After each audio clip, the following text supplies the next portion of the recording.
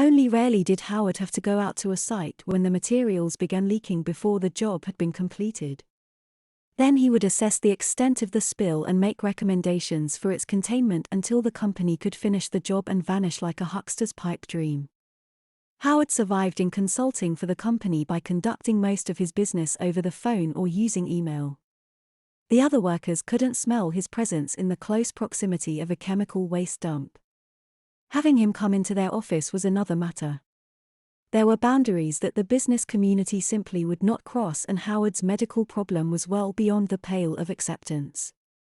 He could visit their pristine offices for short periods, but no one had any intention of putting up with the stench of rotting garbage from a permanent employee on a daily basis. He tried mightily to overcome his social affliction by dressing in impeccable Italian-made three-piece suits and silk shirts, but to no avail. A gilded garbage can will, no matter how thick the coating of purest gold, still stink. Howard's wife, Anita, was an extremely patient woman. She had been a research chemist herself before moving into middle management. Her doctorate in pharmacology and her experiences as a scientist had made her deliberate and methodical in everything she did. She rarely moved without garnering a solid consensus of support behind her proposals. As a consequence, her subordinates adored her as a boss who listened carefully to them before she made fools of them all by spouting off to a member of upper management. Management loved her for the unwavering support she gave their goals. She could always find a way to accomplish the ends which they had in mind. She would listen to their needs for hours on end and then retreat to her department to have a conference with her subordinates, then emerge a day, perhaps 2 days later, with a salient plan. Invariably, her plans succeeded.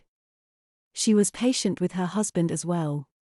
She understood that the tragedy that had stuck his body was not completely of his making. Before the accidents, he had been excruciatingly careful about observing state and federal pollution laws. But after he had lost his job, he had changed. It wasn't merely the stench that his body produced after he had absorbed the toxic chemicals, he had lost all respect for the rule of law. Once the petite legalisms of equal employment for the disadvantaged had been revealed for the paper tigers they were, he had become embittered with society's mores and took a positive delight in screwing the system that had damned him.